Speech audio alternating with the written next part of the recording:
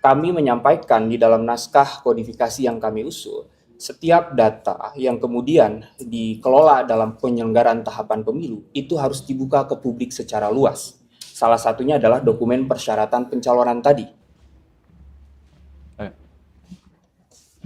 Baik, terima kasih banyak Pak Menko, Profesor Yusril. Bismillahirrahmanirrahim. Assalamualaikum warahmatullahi wabarakatuh. Selamat sore Bapak Ibu dan rekan-rekan semua. Jadi pertama tentunya kami di Koalisi Masyarakat Sipil untuk kodifikasi RUU Pemilu yang terdiri dari berbagai organisasi masyarakat sipil. Yang pertama ada Perkumpulan untuk Pemilu dan Demokrasi atau Perludem. Ada juga Network for Democracy and Electoral Integrity, NETGRID. Ada Pusat Kajian Politik Universitas Indonesia, ada juga Pusat Konstitusi Universitas Andalas, ada juga teman dari Koalisi Perempuan Indonesia, ada dari PEMIS Indonesia, ada dari Pusat Studi Hukum dan juga Kebijakan, dan ada juga teman dari Migran Care yang tergabung dalam koalisi kodifikasi, dan satu lagi ada teman dari Indonesia Corruption Watch atau ICW yang tergabung dalam koalisi kodifikasi RUU Pemilu. Pada hari ini berterima kasih sudah diberikan ruang dan kesempatan untuk bisa menyampaikan apa yang menjadi rekomendasi kami mengenai situasi dan dinamika politik dalam beberapa waktu ini yang kita ketahui bersama cukup tinggi, dan kami menilai bahwa salah satu sumber persoalannya itu adalah di dalam Undang-Undang Pemilu, di mana Undang-Undang Pemilu adalah sumber dari representasi politik warga yang di dalamnya perlu diperbaiki. Nah, untuk itu pada siang hari ini kami bertemu dengan Pak Menko untuk menyampaikan 15 agenda reformasi pemilu dan juga reformasi partai politik. Yang di dalamnya salah satunya adalah menyegerakan pembahasan undang-undang pemilu dengan usulan yang sebelumnya kita tahu bahwa sejak akhir tahun 2025 ini sudah ada masuk dalam program legislasi nasional prioritas di DPR. Tetapi sampai dengan hari ini kita tahu belum juga kunjung dibahas di DPR. Nah, untuk itu salah satu poin yang kemudian kami usulkan di dalam 15 agenda reformasi Undang-Undang Pemilu dan Undang-Undang Pemilu dan Partai Politik adalah bagaimana pemerintah mengambil alih pembahasannya menjadi usulan dari pemerintah untuk pembahasan kodifikasi Undang-Undang Pemilu. Dan yang kedua, kami menyampaikan juga bagaimana pemerintah bisa membentuk tim yang secara khusus yang terdiri dari akademisi, organisasi masyarakat sipil, kelompok kepentingan ataupun kelompok minoritas lainnya yang punya fokus perhatian terhadap isu pemilu untuk menyiapkan naskah akademik sekaligus draft undang-undang pemilu yang kemudian ini menjadi usulan pemerintah untuk dibahas. Tentu salah satu tujuannya adalah untuk menghadirkan undang-undang pemilu yang jauh demokratis, yang kemudian jauh lebih adil, dan juga meminimalisir konflik kepentingan di mana kemudian partai politik peserta pemilu menjadi arenanya berkompetisi di dalam undang-undang pemilu tersebut. Dan alhamdulillah tadi kami sudah berdiskusi kurang lebih selama 2 jam bersama Pak Menko, dan kami juga sudah menyampaikan keseluruhan poin-poinnya, termasuk kami juga di Koalisi Kodifikasi RUU Pemilu sudah menyiapkan naskah kodifikasi Undang-Undang Pemilu usulan dari masyarakat sipil, dan kami sudah sampaikan ke beliau untuk kemudian ini bisa menjadi satu bahan pertimbangan dan rekomendasi dalam penyusunan naskah akademik dan juga Undang-Undang Pemilu yang kami dorong untuk segera dibahas. Selebihnya teman-teman semua, kami menyampaikan juga berbagai agenda perbaikan ke depan, mulai dari desain sistem pemilu, dimensi penegakan hukum, termasuk yang tidak kalah penting adalah soal perbaikan mengenai penyelenggara pemilu kita. Mungkin itu yang bisa kami sampaikan. Sekali lagi terima kasih. Besar harapan pasca pertemuan ini akan ditindaklanjuti jauh lebih serius oleh pemerintah untuk kemudian bisa memperbaiki desain undang-undang pemilu kita dan juga partai politik untuk meningkatkan kualitas demokrasi dan kualitas representasi kita ke depan. Sekali lagi terima kasih. Kurang lebihnya maaf. Assalamualaikum warahmatullahi wabarakatuh.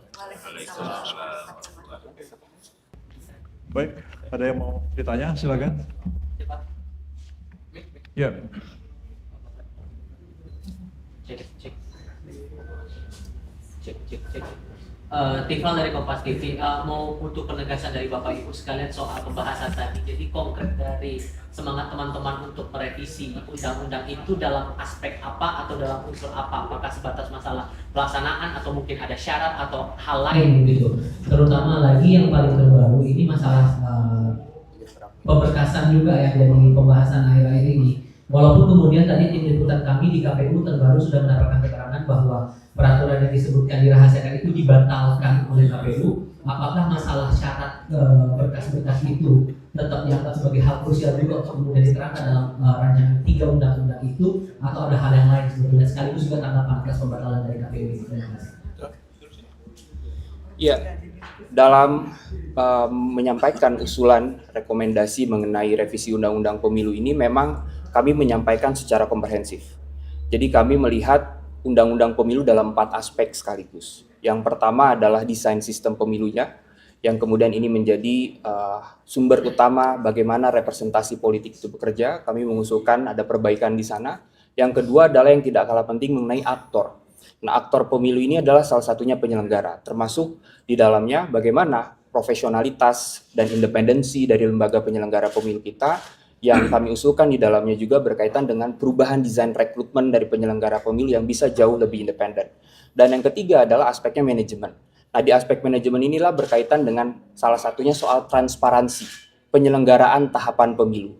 Kami menyampaikan di dalam naskah kodifikasi yang kami usul, setiap data yang kemudian dikelola dalam penyelenggaraan tahapan pemilu itu harus dibuka ke publik secara luas. Salah satunya adalah dokumen persyaratan pencalonan tadi. Karena dokumen persyaratan pencalonan ini adalah menjadi rujukan bagi publik untuk melihat rekam jejak dari para kontestan yang kemudian nanti akan menjadi wakil kita di pemerintahan. Maka dari itu penting ini untuk dibuka ke publik. Bahkan kalau kita lihat di Undang-Undang Pemilu kita yang sebelumnya, sebetulnya itu sudah ada asas yang secara tegas di dalam Undang-Undang 7 menjelaskan bahwa aspek transparansi dan akuntabilitas itu adalah asas dari penyelenggara pemilu kita, yang kemudian di dalamnya harus dikedepankan.